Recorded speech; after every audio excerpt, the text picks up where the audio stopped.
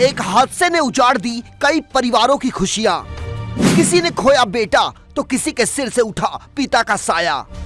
काल के गाल में समा गई 14 जिंदगियां। मुंबई बोट हादसे में बुझ गए कई घरों के चिराग। कई घरों में पसरा मातम तो कई परिवारों में मची चीख पुकार।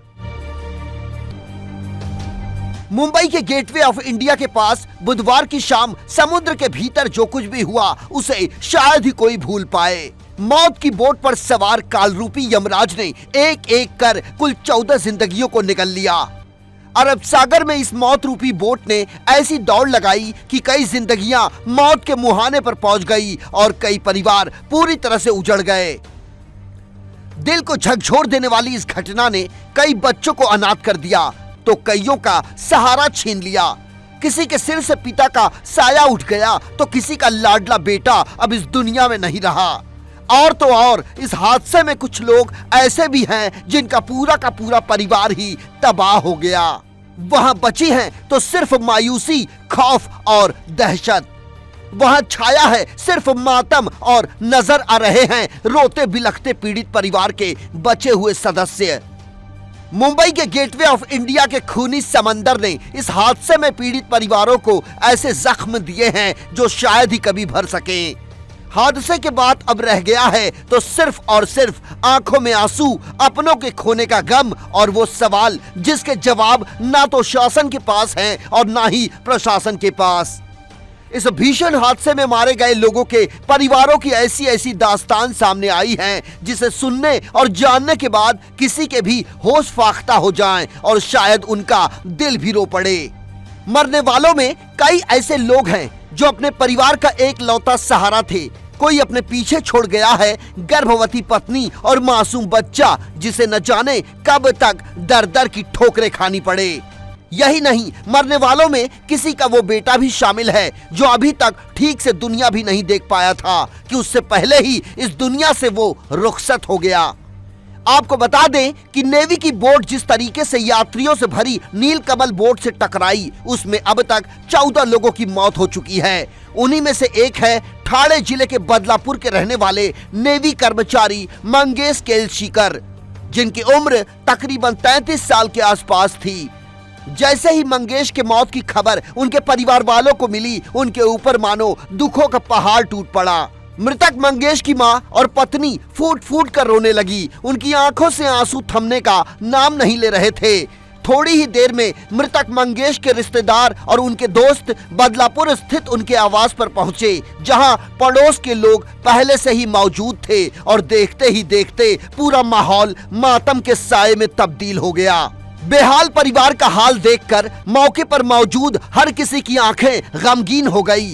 मंगेश अपने पीछे बूढ़ी माँ, भाई, 5 साल का बच्चा और कुछ महीनों की गर्भवती पत्नी छोड़ गए हैं। हादसे से पहले वो घर वालों से ये कहकर निकले थे कि जल्द ही लौट आऊंगा, लेकिन उनके मुंह से निकला वो अल्फाज शायद परिवार के लिए उनका आखिरी अल्फाज साबित हुआ, जिस पर अब हमेशा हमेशा के लिए विराम लग चुका है। यानी मंगेश अब कभी भी लौटकर नहीं आ पाएंगे। मंगेश अपने परिवार में कमाने वाले अकेले सदस्य थे और परिवार के निर्वहन की पूरी जिम्मेदारी उन्हीं पर थी। उनके चले जाने के बाद अब इस भयंकर दुख को सहने के साथ परिवार के सामने आजीविका चलाने की भी एक बड़ी चुनौती होगी। जिस घर में कुछ दिनों पहले खुशियां थी और आने वाले मेहमान के स्वागत की तैयारियां चल रही थी, उसी घर में अब चित्कार के अलावा कुछ भी नहीं रह गया। हे खूप शॉकिंग आहे आमच्यासाठी आणि आम्ही कसं आमचं नेहमीचं उठणं बसणं आहे आणि त्यांना आम्ही एका हाकेवर त्यांना कधी हाक मारली ना, मंगेश भाऊ हे आम्हाला ही मदत हवी आहे किंवा हा प्रोग्राम आपल्याला करायचा आहे, तर ते कधीही आम्हाला त्यांनी ना ही गोष्ट कधीच बोलले नाही। ते खूप चांगले होते। त्यांची वाईफ पण खूप चांगली आहे आणि तो छोटा मुलगा त्याच्याकडे तर आम्हाला बघवतसुद्धा नाही आहे। आणि प्लीज जी काही मदत होईल ना सगळ्यांकडून, आमचं सगळ्यांचं तुम्हाला आव्हान आहे, प्लीज त्यांना काही मदत करा तुम्ही। राज्य सरकार, केंद्र सरकार ज्यांच्याकडूनही होईल सगळ्यांनी मदत करा। इथले लोकल पॉलिटिक्स आहेत त्यांनी केली तरी काही वाईट नाही आहे, प्लीज करा तुम्ही मदत। इस हादसे के बाद असीमित दुखों का दंश झेल रहा मंगेश का परिवार इकलौता नहीं है। इस घटना में मारे गए गोवंडी के रहने वाले दीपक वाकचौरे अपने घर के आधार स्तंभ थे। मृतक दीपक पेशे से प्लम्बर का काम करते थे और हादसे वाले दिन अपनी स्कूटी लेकर वे घूमने के लिए घर से निकले थे। तब शायद उन्हें इस बात का एहसास भी नहीं रहा होगा कि उनका ये सफर आखिरी सफर होगा। दीपक के घर परिवार में माँ, पत्नी और 2 बच्चे हैं, जिनमें एक 17 साल की तन्वी है और दूसरा 11 साल का सचिन। दीपक के चले जाने से उनका परिवार अब हमेशा हमेशा के लिए अकेला पड़ गया है। मुंबई के गेटवे ऑफ इंडिया के खूनी समंदर ने उन्हें अपनी आगोश में ले लिया। वहीं नासिक के अहिरे परिवार पर भी दुखों का पहाड़ टूटा है। महाराष्ट्र के नासिक जिले से मुंबई उपचार कराने आए राकेश अहिरे का ये आखिरी सफर साबित हुआ। इस हादसे में राकेश के साथ उनकी पत्नी और 8 साल के बेटे की भी मौत हो चुकी है। वहीं दूसरी ओर इस घटना की जानकारी मिलने के बाद मौके पर पहुंचे राकेश के ससुर तो अपनी बेटी, दामाद और नाती का शव देखते ही मूर्छित हो गए। इस हादसे ने पीड़ित परिवारों को ऐसे ऐसे जख्म दिए हैं जो शायद ही कभी भर सके। इस हादसे में किसी की मांग का सिंदूर छिन गया तो किसी की गोद हमेशा हमेशा के लिए सूनी हो गई। इस हादसे के बाद सरकार की तरफ से मुआवजे का मरहम तो लगाया गया, लेकिन सवाल वही कि आखिर इन जख्मों के लिए जिम्मेदार कौन है। हादसे के वक्त लापरवाही की भी बात सामने आई है। इस घटना के बाद जिंदा बचे लोगों ने जो खौफनाक मंजर बयां किए, उसे सुनकर हर किसी का भी दिल दहल उठे। लोगों का यहां तक कहना है कि हादसे की शिकार बोट में पर्याप्त मात्रा में लाइफ जैकेट उपलब्ध नहीं थे, जिसके चलते लोग अपनी जिंदगी बचाने में कामयाब नहीं हो पाए और गहरे पानी में हमेशा हमेशा के लिए डूब गए।